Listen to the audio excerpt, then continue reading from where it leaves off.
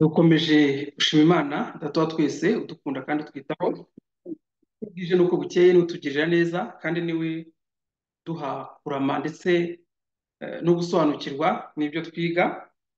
Dukomeje kwiga rero Bibiliya aho turi mu gitabo cya Matayo, tugeze mu gice cya 16. Yesu yima abayuda ikimenyetso. Abafarisayo n'abasadukayo baraza bamusaba ngo abereke ikimenyetso kivuye mu ijuru kugira ngo bamugerageze.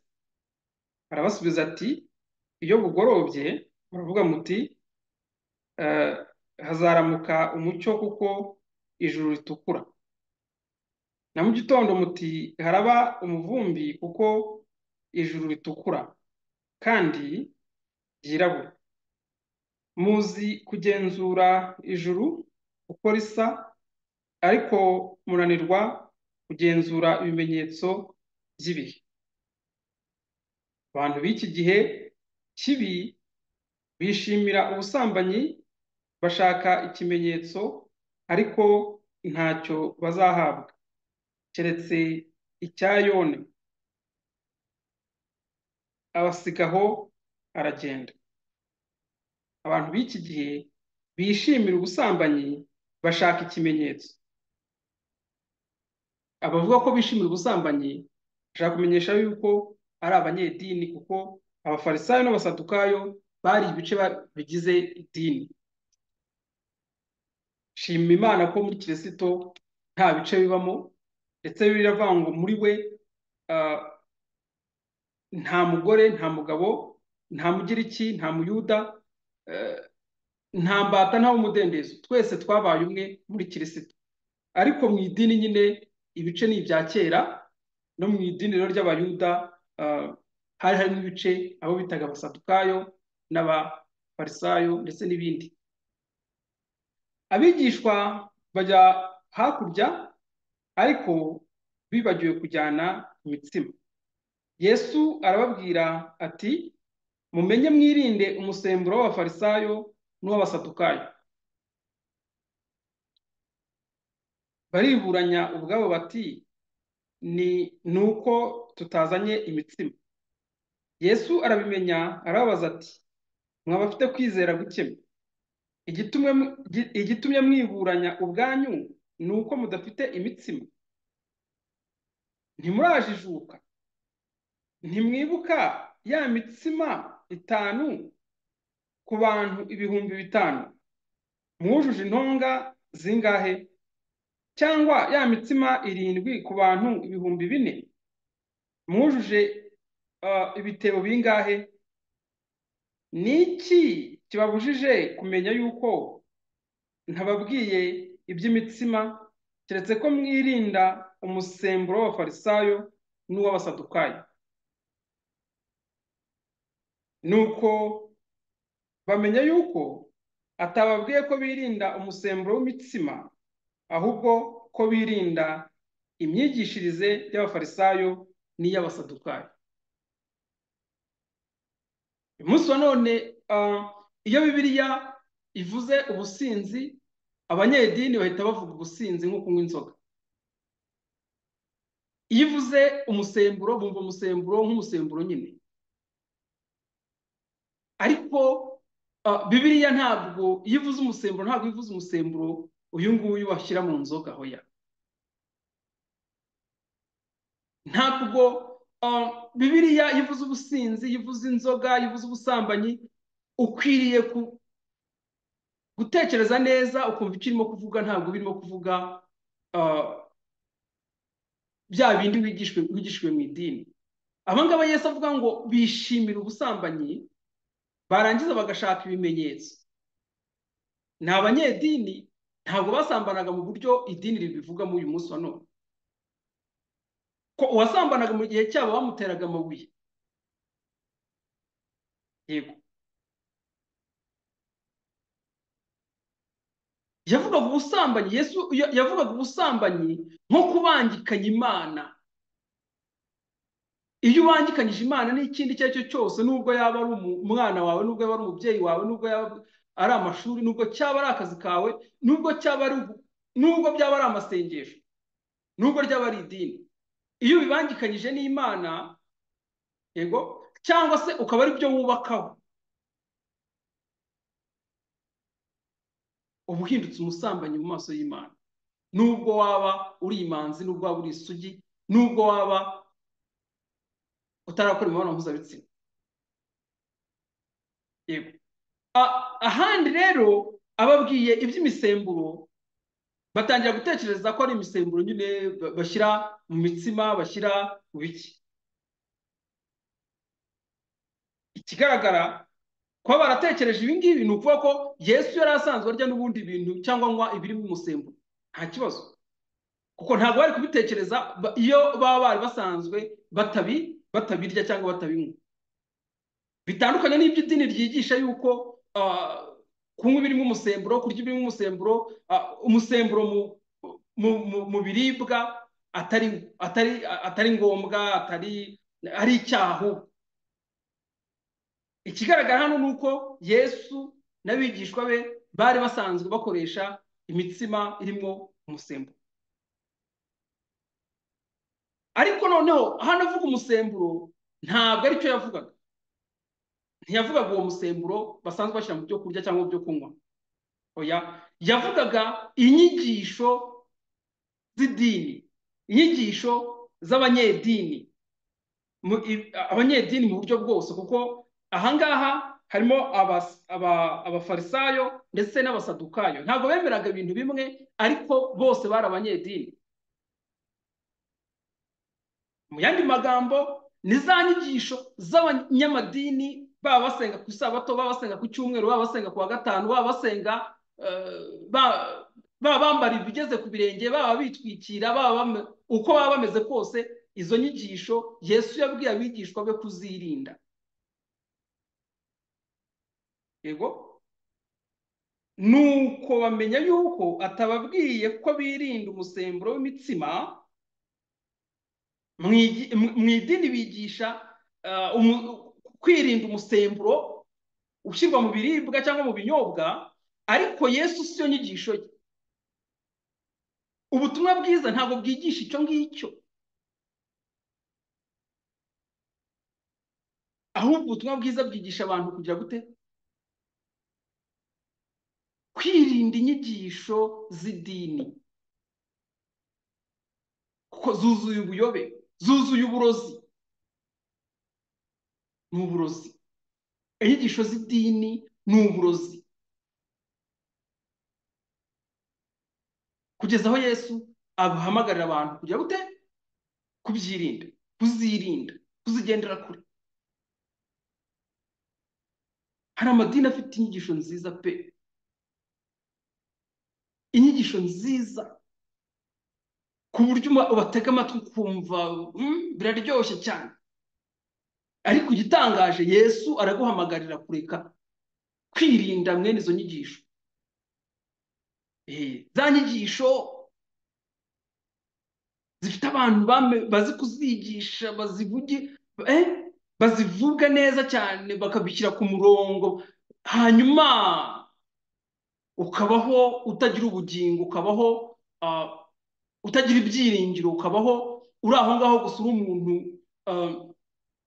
bahora bashyiramo inyigisho, bakwigisha n'ibindi, bakwigisha n'ibindi, bakwigisha n'ibindi, ariko nta byiringiro by'ubugingo wari ufite, kubera ko izo nyigisho nta bugingo bubamo. Inyigisho zibamo ubugingo ni iza Kirisito, kuko Kirisito niwe wenyine utanga ubugingo. Mu magambo ya Kirisito niho honyine harimo ubugingo. Yigeze kubibabwira avuga ngo amagambo mbabwira niyo mwuka kandi niyo bugingo. Ariko abantu ntibashaka kumva icyo umwuka avugana nabo, ntibashaka kumva icyo Imana ivugana nabo, ahubwo bashishikajwe ndetse birirwa bashishikariza abandi gukurikira cyangwa se kwiga inyigisho z'idini.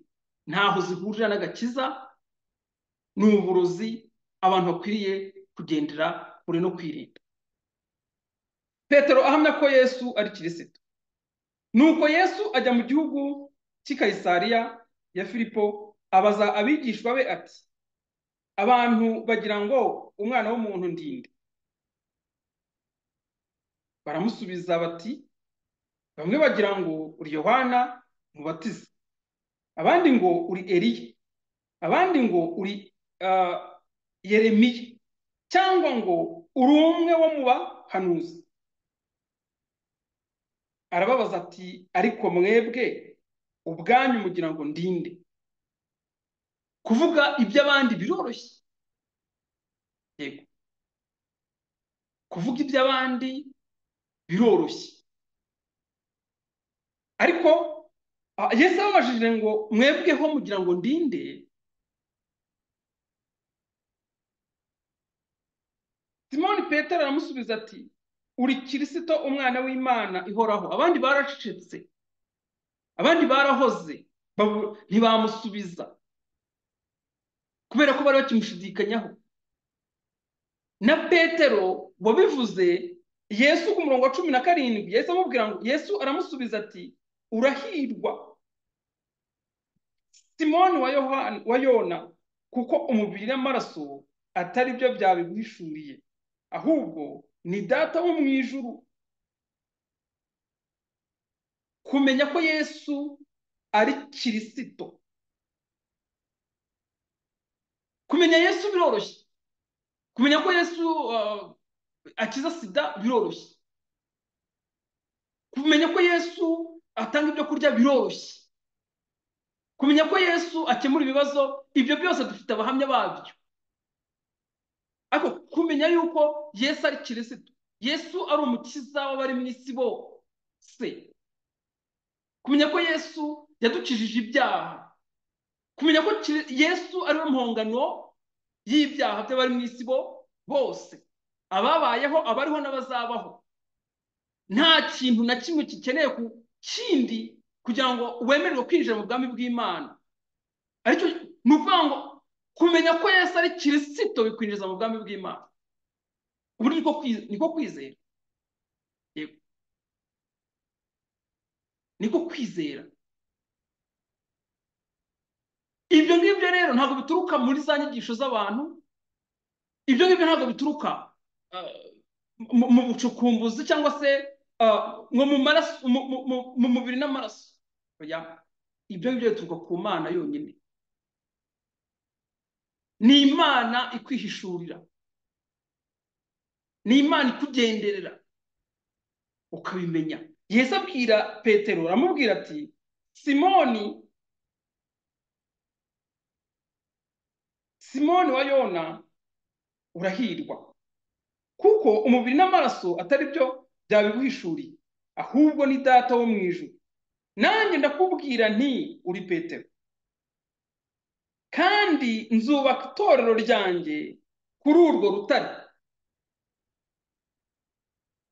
kandi amarembo y'ikuzimu ntazarishobora. Hano Petero ni ijambo, mu bisobanuro hasi baravuga ngo Petero ni ijambo mu Rugereki risobanura ngo ibuye.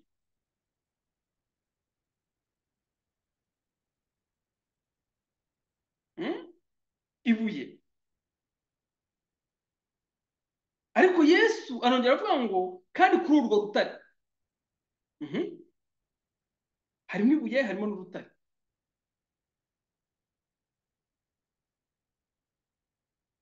Ntabwo Yesu yigeze yita Petero urutare.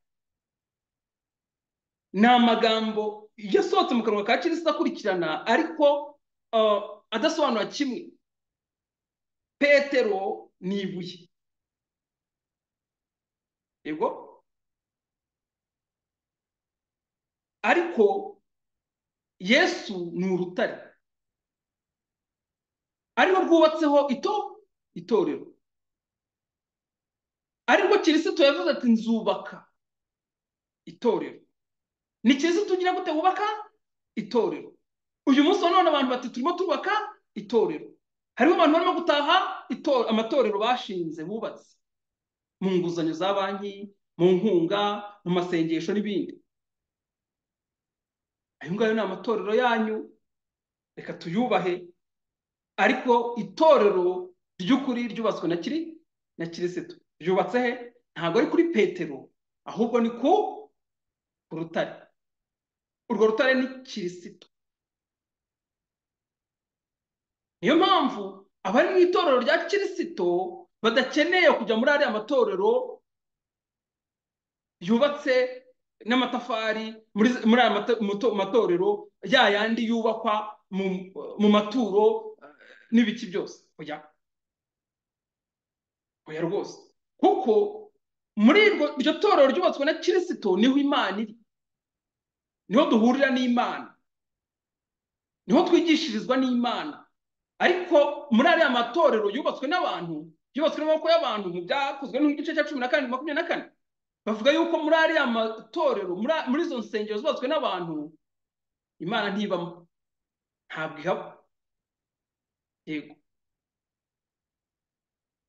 kwishimira ko mwaba mufite urutorero ryiza, ntabwo ibyishimo byanyu byaba biri kure ya rwa rusengero rwubatswe i Yerusalemu. Tuzabona ibyarwo, aho Yesu avuga ati ntabwo rizasigara rigeretse ku rindi. Ndetse ejo hari aho twasomye Yesu avuga ati igiti cyose kitatewe na data atateye kizarandurwa.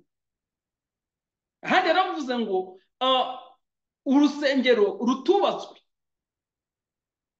nzarusenya.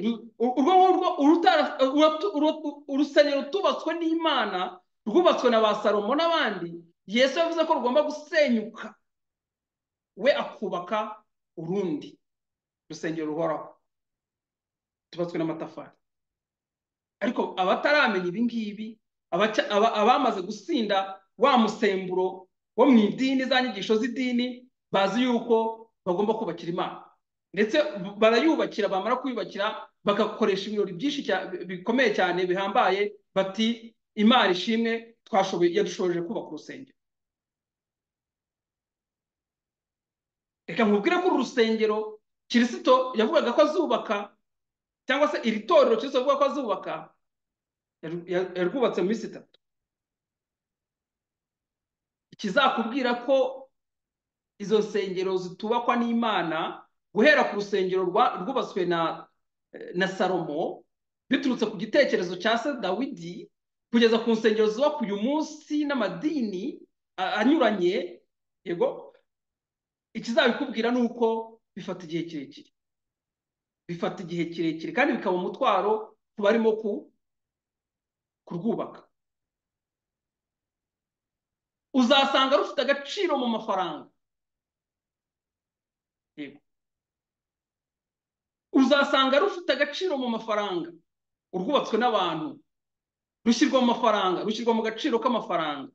Ariko urwa Kristo ntabwo rwubatswe mu gaciro k'amafaranga, rwubatswe mu gaciro k'amaraso. Yego, uzasanga iyo barimo gutaha izo nsengero zubatswe n'abantu, bashimira batanze amafaranga menshi.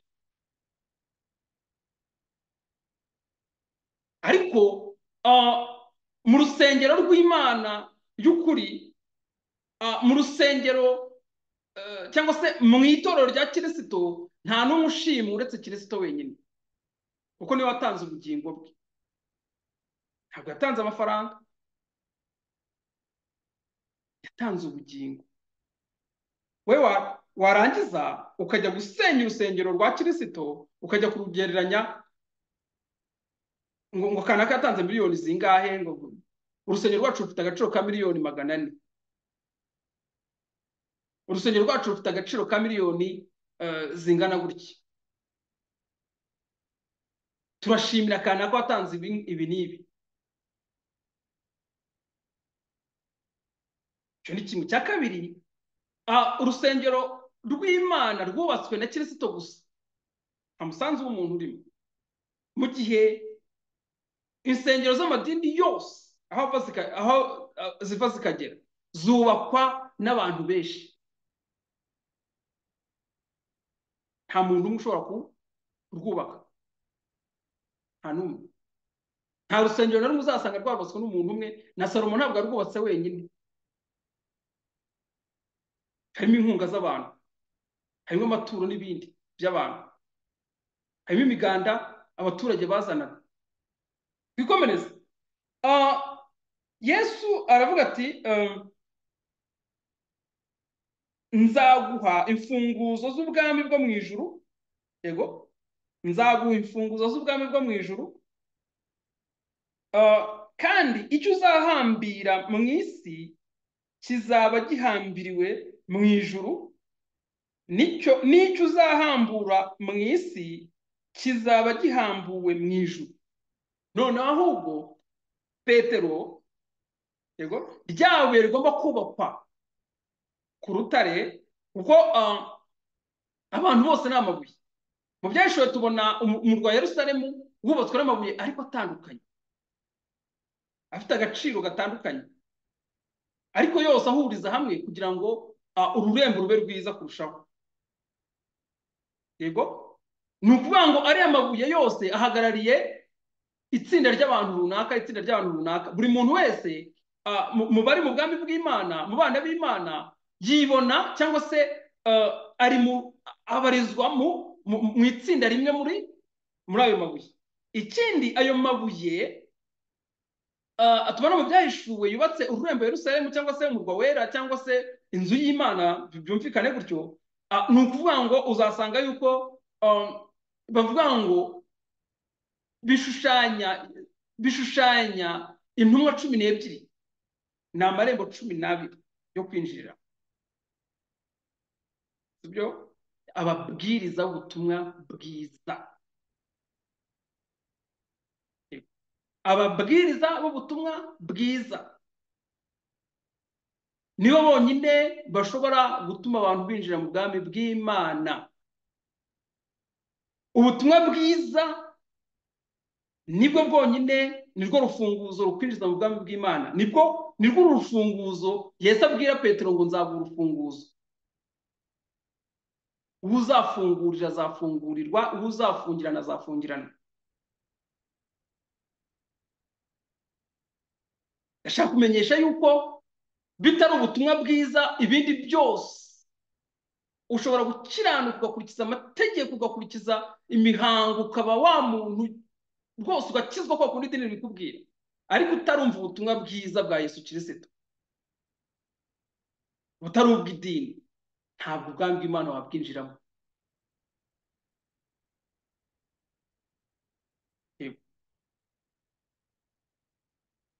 Mu gihe n'ubwo waba udakiranuka kwa kundi idini ribyigisha,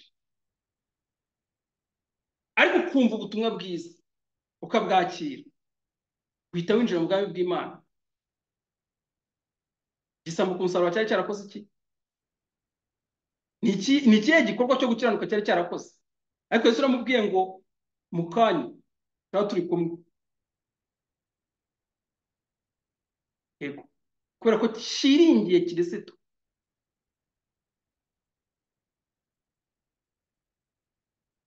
Zakayo yari yarakoze iki?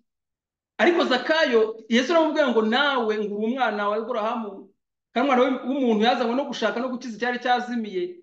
Nyamara umufarisayo wari warakurikije amategeko yose, washimaga Imana yuko ngo atameze nk'abandi, atameze nk'abanyazi b'abakoresha b'ikoro n'abandi n'abanyabyaha, kwa kundi idini ryirwa ryikomanga ku gatuza, abanyedini rwa bikomanga ku gatuza bavuga bati turagushimira ko twebwe ntabwo dusambana, twebwe ntabwo turi abasinzi, twebwe ibyo ngibyo nta mumaro bifite. Umufarisayo ntabwo mwabikora kurusha umufarisayo. Umufarisayo ntabwo yigeze yemerwa kwinjira mu bwami bw'Imana. Nyamara Zakayo, Kristo yagiye.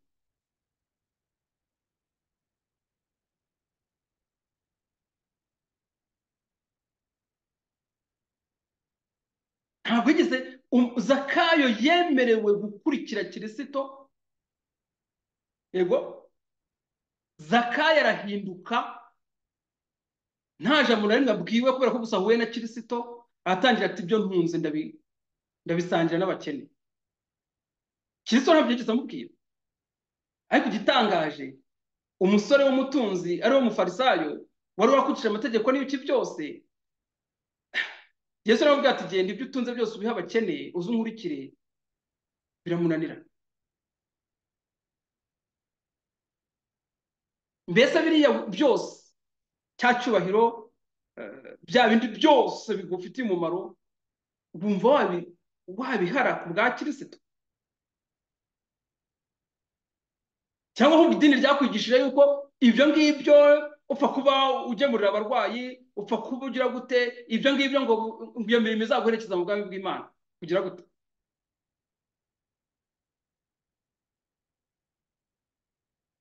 twikomereze.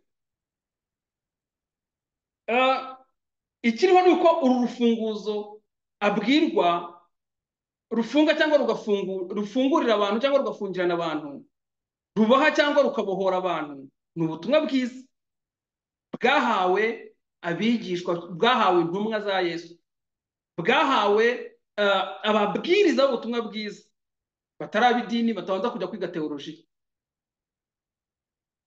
yego, badafite aho bakubwira ngo twebwe ngo ibintu ngo tukuvuga ngo twabyigiye hana kujya.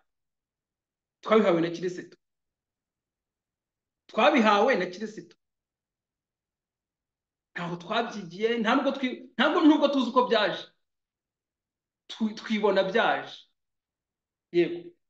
Maze yihanangiririza abigishwa ngo batagira uwo babwira ko ari we Kristo, yego. Ku gihe cye cyari kitaragera, igihe cyo kuba Kristo ni ku musaraba. Yesu asobanura iby'inzira y'umusaraba. Yesu ahera ko yigisha abigishwa be ko akwiriye kujya i Yerusalemu. Nimaze kuvuga ngo igihe cye cyari kitaragera, ariko igihe cye cyarageze. Uzi ikintu gitangaje? Mu idini bose bahuriye ku ngingo imwe, muranyivuga, yo kuvuga ko Yesu aza. Yesu bamwigisha mu nzagihe, mu gihe Yesu ubundi akwiriye kuvugwa mu mpitagihe. Kwizera gushingiye kuri Kristo wo mu mpitagihe, ntabwo gushingiye kuri Kristo wo mu nzagihe, yego. Yesu ahera ko yigisha abigishwa be ko akwiriye kujya i Yerusalemu, akababazwa uburyo bwinshi n'abakuru n'abatambyi bakuru n'abanditsi, akicwa, akazazurwa ku munsi wa gatatu. Petero aramwiherana, atangira kumuhana ati, biragatsindwa mwana, ibyo ntibizakubaho na gato, ntibizakubaho na hato. Yesu arahindukira abwira Petero ati, subira inyuma yanjye Satani, umbereye igisitaza, kuko ibyo utekereza atari iby'Imana, ahubwo utekereza nk'iby'abantu.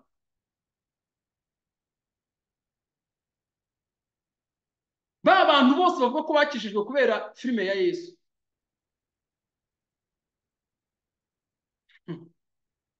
ba bantu bose bavuga yuko kuba Yesu yarapfuye biteye agahinda, rwose atari akwiriye gupfa. Mu yandi magambo nicyo baba bavuze. Abanyedini uzasanga bagaragaza rwose ko Yesu yararenganye, Yesu ntabwo yarakwiriye gupfa. Kuri bo muri Satani murimo muritambika ubutumwa bwiza. Niba hari igihe abantu bagakwiriye kunezerwa, ni ukunezezwa nuko Yesu yapfuye. Nibwo butumwa bwiza, nibyo rembo, nicyo kiraro cyongeye kuduhuza umuntu n'Imana, turongera tubumwe n'Imana, ni urupfu rwa Yesu. Ariko Petero ndetse n'abanyedini buno munsi bose, iyo bavuga urupfu rwa Yesu baruvuga n'agahinda, baruvuga nk'aho rutari rukwiriye kubaho. Uzareba ukuntu bavuma bariya bamwishe, rwose bagaragaza yuko ahari aramutse agarutse uyu munsi batatuma apfa. Bagaragaza yuko baramutse ari bo bari bahari batari gutuma apfa, yego. Nyamara uwo ni umugambi wa Satani. Barimo barerereza Satani, bazi yuko ngo bafitiye impuhwe Kristo. Hari benshi baretse ibyo kurya, baretse hari benshi baretse ibyo bakundaga ngo kubera yuko ibintu babonye muri filime za Yesu, biriya bintu byo kubatera agahinda. Yesu hari abamuririye, ntabwo turahagera, arahindukira arababwira ati nimwirire mwebwe n'urubyaro rwanyu. Hari abantu bakurikira bakijwe kubw'agahinda kazi ziriya filime, agahinda batewe n'amagambo babwirwa mu idini, yego, ariko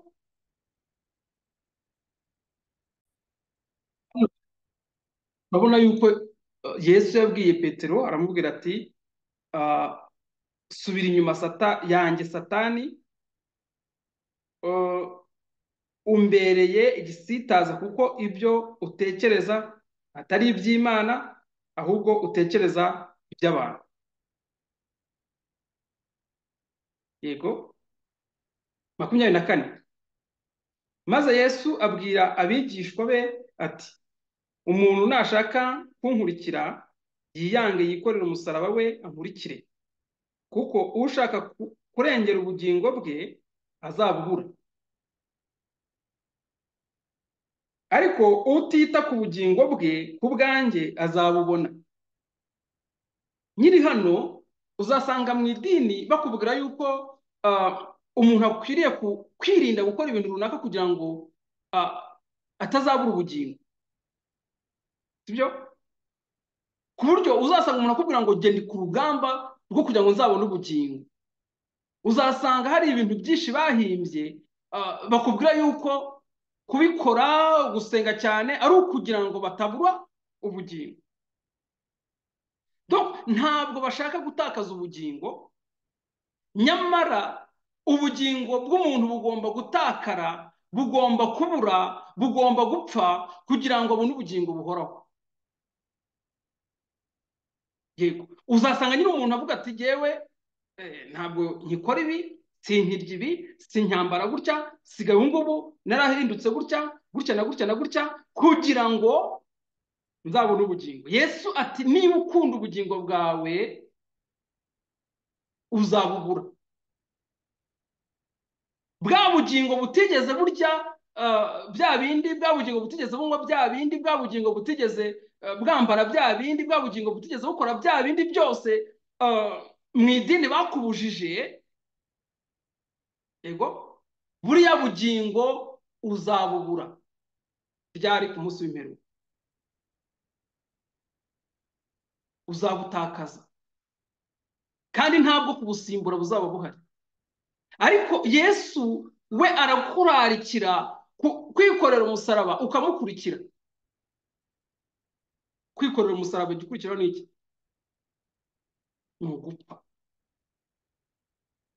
Yesu arakurarikira. Ntabwo Yesu akubwira ngo reka ibi, ntabwo Yesu akubwira ngo gira gutya ngo kugira ngo ubugingo bwawe bukomeze bube buzima, hoya. Ahubwo Yesu arakurarikira kugira ngo upfe abone uko aguha ubugingo buzima, ubugingo budapfa, aguha ubugingo bw'iteka. Bigusaba kwikorera umusaraba ugakurikira Kristo, ugapfa, yego, ariko ugapfira muri Kristo. Ugapfira muri Kristo. Ushobora kuvuga ngo wapfuye ku ngeso mbi runaka, ariko ugasanga wapfiriye mu idini runaka. Nkiri mu idini runaka nakoraga ibi, ngiye mu idini runaka ndabireka rwose, guhera icyo gihe narakijijwe. Umuntu akaba no kubwira ati jyewe ku itariki izi n'izi ukwezi uku n'uku narakijijwe. Kiriya ni ikinyoma. Ntabwo umunsi ukizwa ari umunsi urekaho gukora ibintu runaka. Hari n'umuntu usinda agakora amahano cyangwa akabona biteye isoni akafata umwanzuro wo kubireka. Hari n'umuntu ushobora gukora icyaha runaka cyangwa ikosa runaka agafata umwanzuro rwose akabireka, bitavuze ko yanakijijwe, bitavuze yuko, ariko agafata umwanzuro wa kigabo. Kariya gakiza ko mu idini, ubundi mu yandi magambo mu kinyarwanda cyiza tuvuga ko umuntu yafashe umwanzuro wa kigabo. Fata umwanzuro wa kigabo. ukareka ibintu bitagufitiye inyungu, ukareka ibintu bidakwiye, nta gakiza karimo. Yego, kugira ngo urokore ubugingo bwawe, kugira ngo si no kurokora ubugingo bwawe, ahubwo ni ukugira ngo wakire ubugingo bwa Kirisito, kuko ubwawe bwo ntabwo burokoka. Ubwawe se burokoka mwiki? Hari mwiki? Ubwawe bugomba gupfa. Bibiliya iravuga ngo ubugingo bukora icyaha buzapfa. Ubugingo budakora icyaha ni ubwa Kirisito, nibwo bwonyine ukwiriye kwakira. Rero kugira ngo bwakire bigusaba ko ubanza ugataka ubwawe bugapfa. Maze Yesu abwira abigishwa be ati, umuntu nashaka kunkurikira yiyange, yikorera umusaraba we, ankurikire. Hehe? Agiye kubambwa. Nibyo arimo kubwira abantu, sibyo? Twebwe ntabwo uyu munsi wa none dukurikira Yesu ugiye kubambwa, ahubwo twizera Yesu wabambwe. Yego, ntabwo duhamagarirwa kureka bya bindi byose. Kubireka ni byiza, ariko kubireka nta gakiza karimo. Yego, n'ubundi ku munsi w'amateka ari ababiretse n'abatarabiretse bose bazapfa, kuko ubugingo bwabo bufite ikibazo. Ubugingo bukora icyaha bugomba gupfa. Ntabwo ugomba kureka ibyaha ngo hanyuma ngo ubwo bugingo burokoke. Yego. 25, kuko ushaka kurengera ubugingo bwe azabubura, ariko utita ku bugingo bwe ku bwanjye azabubona. Utabwitaho ariko ku bwa Kirisito. Ntureke kuvuga ngo bya bindi umuntu agira gutya ati, jyewe nakijijwe ibi n'ibi, agatangira akakubwira ingorane yahuriragamo nazo muri ibyo byaha yakoraga, nkaho ashaka kukwereka yuko mu by'ukuri kubireka ni ukwirengera. Ntabwo ari Kirisito watumye abireka, oya, ahubwo rwose n'ubundi byari bingoye, n'ubundi biriya bintu biravunana, biriya bintu rwose ni bibi, uca ahantu hose bakakuvugiriza induru, abantu bose nta cyizere baba bakigufitiye, hanyuma ukabireka. Ukabireka kubera ko sosiyete nyine itabyemera. Indi mpamvu iyo yose yatuma ureka biriya byose bakubwira, nubwo yaba ari impamvu nziza. Abenshi hari n'igihe azakubwira ko yaretse ibyaha kugira ngo azajye mu ijuru. Nta yindi mpamvu yera yirabura ikwiriye gutuma wihana, urumva, itari Kirisito.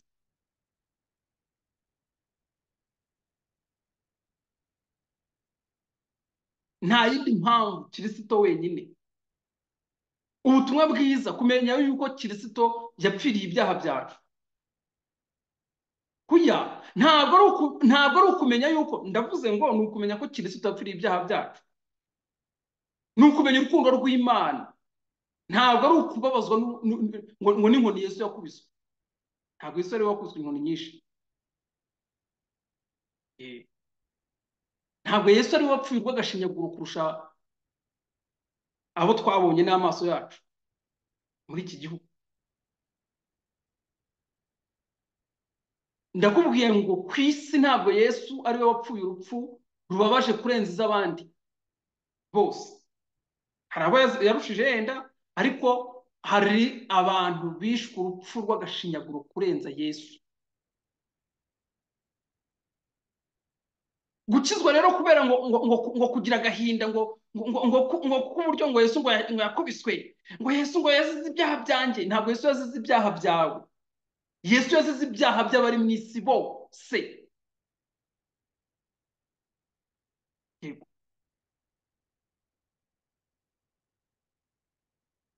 Yesu ntabwo yazize ibyaha byawe kuko wari utanabikora, wari wakabaho se. Yesu yazize ibyaha by'abari mu isi bose. Bivuze iki? Bene Adamu twese, ababikora n'abatabikora, abakora bya bindi mu idini bavuga, abakora bya bindi mu idini bavuga n'abadakora bya bindi mu idini bavuga, twese Yesu yazize ibyaha byacu. N'abadakora biriya mu idini bavuga, ba bandi ba ngeso nziza, ba bandi bose bameze neza, badafitanye ikibazo n'amategeko y'idini, badafitanye ikibazo n'ariya mategeko 10, ndakubwiye ngo badasambana, batiba, batasinda, abo ngabo nabo bari mu bo Yesu yageze gute yapfiriye.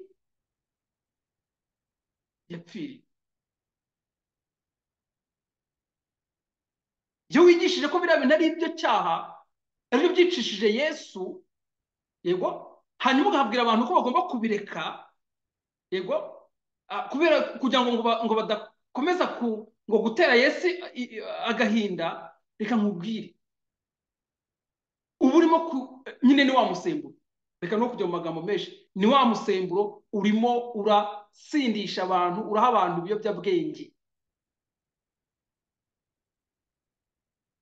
Kirisito yazize ibyaha by'abari mu isi bose, kandi ibyo ibyaha by'abari mu isi bose harimo n'imirimo myiza ituruka muri kamere, harimo n'ingeso nziza zituruka muri kamere, harimo buriya nta cyaha gikomeye kurusha gukora imirimo myiza kugira ngo uzajye mu ijuru.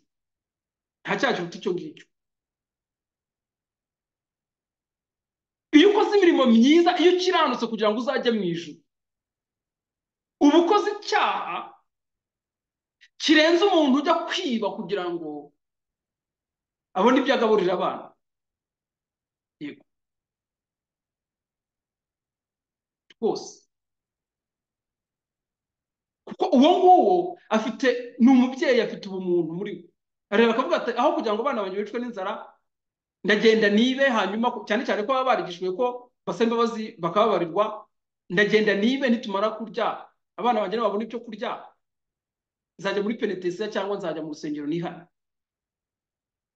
Uwo muntu ni mwiza kurenza umuntu ukora imirimo myiza kugira ngo azajye mu ijuru.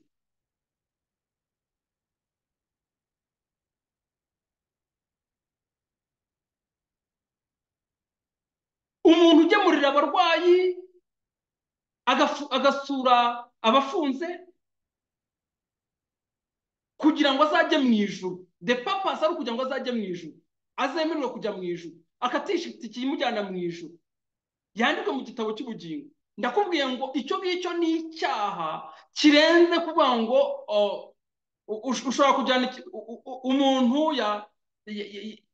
irari ryamurenze ry'umubiri ajya gukemura icyo kibazo, arasambana, nta muntu yishe, bakoze ibyo bakora, barangije umwe aca hano undi aca hano, twese ajya mu rusengero rwajya kwihana,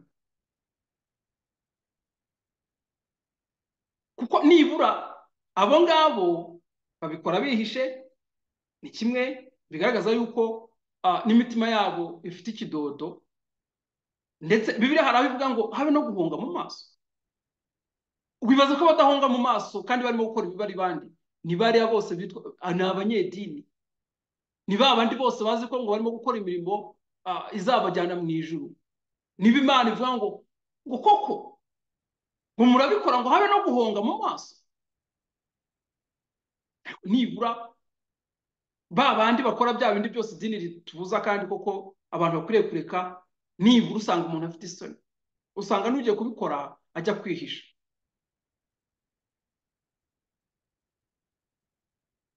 Kuko umutima we urimo uramubwira ko ibyo agiye gukora bidakwiye, ariko wa wundi ubikora ndetse akabyigisha n'abandi.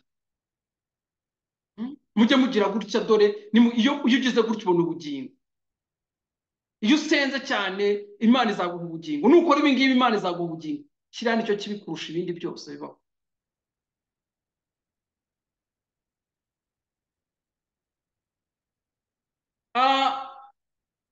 Yesu ati rero ariko utita ku bugingo bwe ku bwanjye, donc ubugingo bwawe nta gaciro, ahubwo agaciro kagahabwa ubugingo bwa Kirisito. Sibyo? Ubugingo bwa Kirisito akaba aribwo bugira agaciro, ntusigare uvuga ngo jewe ngo ntabwo nkora ibi ngibi ngo kugira ngo ubugingo bwanjye ubugingo bwawe ntabwo bushobora kwinjira mu bwami bw'Imana. Ubugingo bw'abana b'Imana bwose ni ubwa Kristo, cyo nuko ubugingo bwose bw'abanyabyaha ni ubwa Adamu. Yego, ubugingo duhuriyeho ku bwa kavukire ni ubwa Adamu, ubugingo duhuriyeho ku bwa Kristo ni ubwa Yesu nyine ku bw'agakiza. Yego, kandi umuntu byamumarira iki gutunga ibintu byose byo mu isi niyaka ubugingo bwe? Cyangwa umuntu yatanga iki gucungura ubugingo bwe? Watanga iki kugira ngo ucungure ubugingo bwawe? Ariko hari byinshi, hari ibitambo byinshi, abantu batanga ibitambo. Kwitanga byonyine no kwitanga byonyine no kwitanga, kuvuga ngo nditanze ngo kugira ngo ntazarimbura, kugira ngo nzajye mu ijuru. Kwitanga igitambo cyawe ntabwo gikenewe.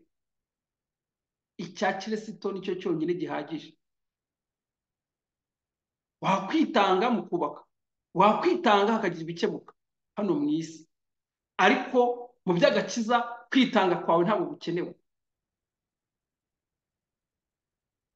Yesu ati watamba ikihe gitambo? Ni ikihe gitambo watamba kugira ngo urokore ubugingo bwawe? Cyangwa umuntu yatanga iki gucungura ubugingo bwe? Kuko nta na kimwe, mu yandi magambo nta na kimwe, nta kintu na kimwe wakora, nta kintu na kimwe wakora cyacungura ubugingo bwawe, nta na kimwe. Nubwo wakiranuka ntabwo byakora ubugingo bwawe. Kisi igitambo cya Kristo cyonyine.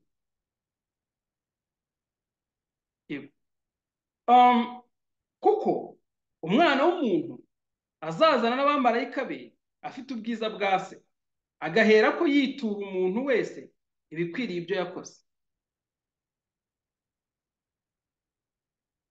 Sinzi aho idini rikura ko abakoze neza bagomba guhabwa ubugingo buhoraho. Uzasome mu Byahishuwe igice cya 20, bavuga yuko abantu bose, amahanga yose yateraniye imbere y'intebe y'Imana, imbere y'intebe y'imanza, hanyuma ngo ibitabo birabumburwa, ngo na cya kindi kirabumburwa, aricyo gitabo cy'umwana w'intama watambwe uhereye ku kuremwa kw'isi. Tubona mu Byahishuwe 13 umurongo wa 8, havuga ngo umuntu wese, abantu bose bazayiramya umuntu wese izina rye ritanditswe mu gitabo cy'umwana w'intama watambwe uhereye ku kuremwa kw'isi. Aho ngaho mu gice cya 20 baravuga ngo umuntu wese izina rye byagaragaye ko ritanditswe mu gitabo cy'ubugingo yagiye mu muriro, agomba kujya mu muriro. Yego, ntabwo bavuga ngo abakoze nabi, ntabwo bavuga ngo abakoze imirimo runaka. Hoya, imirimo yose baba barakoze, yaba myiza yaba mibi, niba utanditswe mu gitabo cy'umwana w'intama watambwe uhereye ku kuremwa kw'isi, reka nkubwire ko nushaka kuba uri ku rutonde rw'abantu rwose batigeze basambana, batigeze biba, batigeze cyangwa babikoze, babyihaniye, banabwirije abandi kubireka, reka nkubwire ko ibyo bitabo birahari, ko biriya bivuga. Ariko nta muntu n'umwe yigeze ajyanwa mu ijuru nuko yanditswe mu gitabo cy'imirimo myiza, ko mu Byahishuwe bavuga igice cya 20. Rero Yesu yavuze ngo kuko umwana w'umuntu azaza agahemba, akagorora buri muntu wese bikwanye n'ibyo yakoze, byaba ibyiza cyangwa ibibi. Sibyo? Ibyiza cyangwa ibibi. Ibyiza byawe bizakurimbuza, ibibi byawe bizakurimbuza. Donc ibibi by'umuntu n'ibyiza by'umuntu nta zindi ngaruka zabyo uretse kurimbuka. Cyakora cyo ababayeho bakora ibyiza mu isi babaho neza, byo nabihamya. Mu isi abantu babayeho bakora neza, bakora ibyiza, bakora ibikwiye, abo ngabo bo ni imfura pe, nta n'utakwifuza kumera nkabo. Ariko ku munsi w'amateka bose bazatsindirwa n'urubanza mu maso y'Imana, kubera yuko abana b'Imana, yego, abana b'Imana, abahaze ubugingo bwabo, abatarigeze bavuga ngo turakora ibi ngibi kugira ngo tuzabone ubugingo, abatarigeze baba muri za nyigisho z'idini ngo imirimo ngo dukora ngo izagenda iduherekeje, ngo hanyuma ngo Imana iduhe amakamba ngo bishingiye ku mirimo twakoze. Reka nkubwire ko abo ngabo, sibyo, abo ngabo bonyine nibo bemererwa kwinjira mu bwami bw'Imana, kandi ntabwo bazemererwa ku munsi w'imperuka gusa, ahubwo n'uyu munsi wa none. Yesu ugeze kubwira abantu avuga ati guhera mu gihe cya Yohana Umubatiza ubwami bw'Imana buratwaranirwa kandi intwarane zibugishamo imbaraga. Ntabwo kujya mu bwami bw'Imana imbaraga Yesu yavugaga, Bibiliya bivuga neza ngo kuko ubutumwa bwiza ari imbaraga y'Imana ihesha uwizera wese gukizwa. Sibyo? Ntabwo ari amasengesho menshi, ntabwo ari umuhati mwinshi. Pawulo we harawigeze kubwira avuga Abanyaroma avuga ngo ndabahamya ko bafite ishyaka ry'Imana ariko n'ishyaka ritava mu bwenge.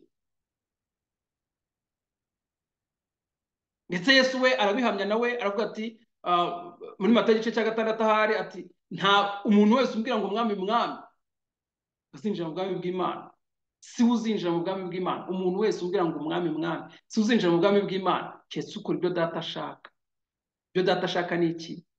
Nuko ubugingo bukora icyaha bupfa, nuko kamere y'icyaha dukomora kwa Adamu, ya kamere y'ibyiza n'ibibi ikwiriye kurangira, tukuzuzwa kamere y'Imana itarimo gukora ibyiza n'ibibi.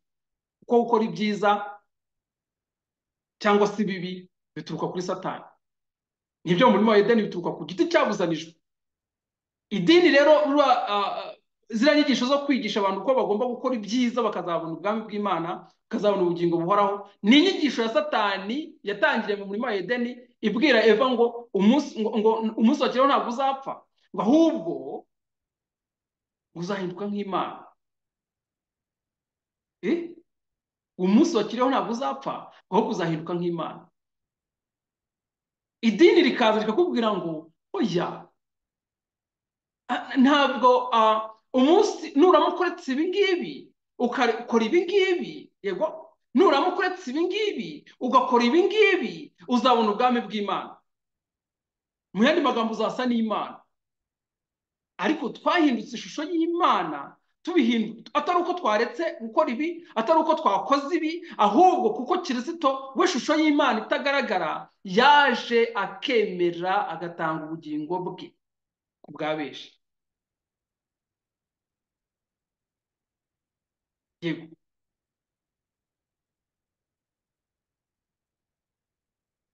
nk'umuntu kuvuga ngo naretse inzoga ngo ngo sigaye ninywera icyayi, mu cyayi sari ubugingo burimo.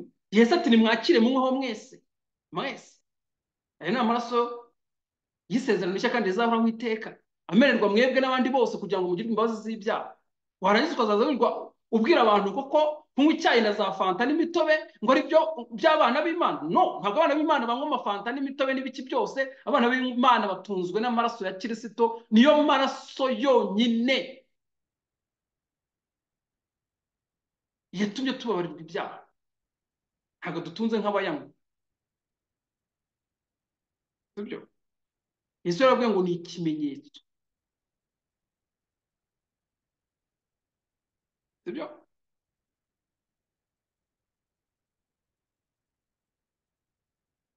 Okay, dukomereze.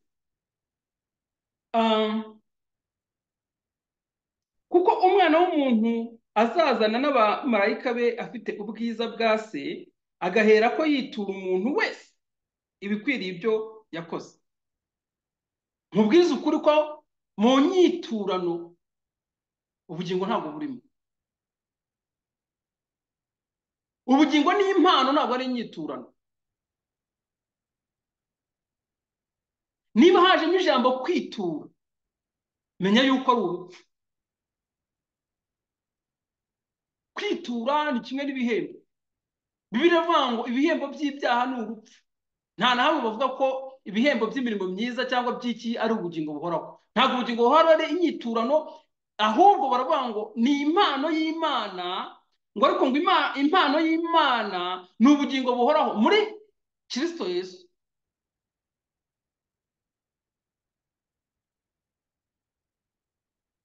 Yego, ndababwira ukuri yuko muri aba bahagaze hano harimo bamwe batazapfa kugeza ubwo bazabona umwana w'umuntu aziye mu bwami bwe. Yesu yarabeshye kumvuga ko Yesu yaje abantu bati waravangiwe, ndetse nta n'ababivuga, nta n'abakindeba, nta n'abagikeneye kureba abana b'Imana TV. Hari ibindi barimo kureba, yego, ariko Yesu ashoreje ku murongo ukomeye abanyedini badashobora kumva, amatwi ari mu rupfu adashobora kumva. Ati ndababwira ukuri yuko muri aba bahagaze hano harimo bamwe batazapfa kugeza ubwo bazabona umwana w'umuntu aziye mu bwami bwe. Yesu azutse nubwo tutarahagera, Yesu azutse yarababwiye ngo ubu nahawe ubutwari mu ijuru no mu isi.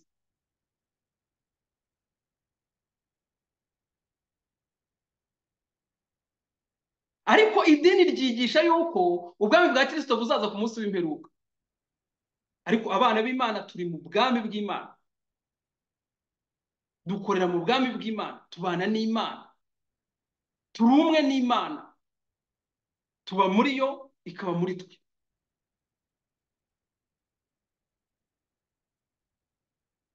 Mu gihe idini rikirimo kwigisha inyigisho zo mu isezerano rya kera rya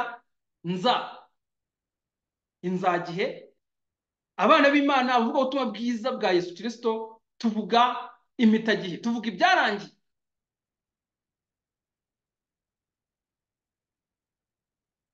Yesu yabahamirije yuko abari aho ngaho harimo abo Yesu azagaruka, ko niwe bivugaga mu bwami bwe, yego,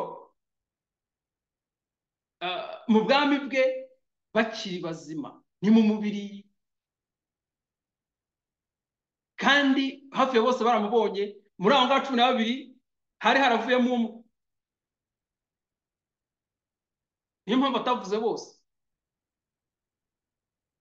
yavuze ngo hari abo umwana w'umuntu azaza. Abatarigeze bamubona agarutse mu bwami bwe afite ikuzo rye ni bande?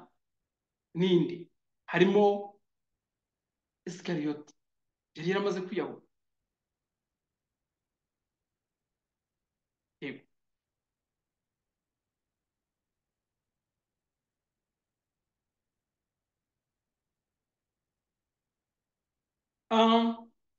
Yesu yaraje, ubwami bwe bwaraje. Nyuma y'umunsi wa gatatu amaze kubaka urusengero, amaze kubaka itorero. Rega itorero ntabwo gutandukanya n'ubwami bw'Imana, niho Imana ituye, ni muri Kristo. Muri Kristo niho abana b'Imana batuye, niho twagabaniye ubugingo buhoraho, ubugingo dukomora kuri Adamu bwo gukora ibibi n'ibyiza burangiye. Ibibi n'ibyiza birangiye. Hahandi Bibiliya ivuga ngo hahirwa abapfapfiriye mu mwami, mu byahishuwe igice cya 14 umurongo wa 13. Hahirwa abapfapfiriye mu mwami wacu, umukatiye kugira ngo baruhuke imiruho n'imihati yabo, kuko imirimo yabo igiye ibakurikiye. Imirimo yacu ibibi n'ibyiza byarangiriye muri Kristo, turuhutse. Nta task n'imwe dufite yo gukora, byaba ibyiza byaba ibibi, tucyambaye imibiri, yego, dukora iby'umwuka atuyoboyemo gukora, yego, dukora ibyo tubona ko bikenewe, dukora igikwiye mu gihe gikwiye. Ntabwo tukiri babandi bacishwa aha, kora ibi ngibi kugira ngo uzajye mu bwami bw'Imana. Oya, niba hari ibintu gikora kugira ngo uzajye mu bwami bw'Imana warayobye. Niba hari ibintu bikikunezeza wumva bikunejeje ariko ukabireka ngo kugira ngo urengere ubugingo bwawe, n'ubundi urimo urarwana n'ubusa, uroshywa n'ubusa, umunsi w'imperuka uzarimbuka. Ntabwo ari inyigisho za Alex, ni inyigisho za Bibiliya, ni inyigisho za Yesu. Ibiya byose ukora kugira ngo urengere ubugingo bwawe kugira ngo ubugingo bwawe utazabubura, uzabubura.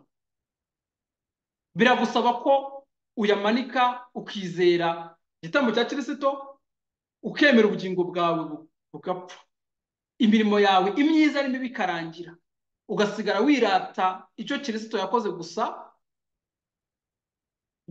shiraho akadomo, shiraho akarongo. Naho bya bindi byose mwirwa mwirata mu idini, twakoze ibi, twaretse ibi, namwe nimugire gutya, nimureke ibi ngibi, mukora ibi ngibi, ziriya nyigisho z'abadayimoni, buriya ni ubusinzi. Abantu, isi irasinze. Tubona Marayo ukomeye mu byahishuwe wateretse ngo amahanga yose inzoga, ariryo ruba ry'ubusambanyi bwe. Izo nzoga twazibonye, ubwo busambanyi twabubonye, ni inyigisho z'idini. Mukomeze mugubwe neza, kandi amahoro y'Umwami Imana akomeza atwarire mu mitima yacu mu izina rya Yesu. Amen.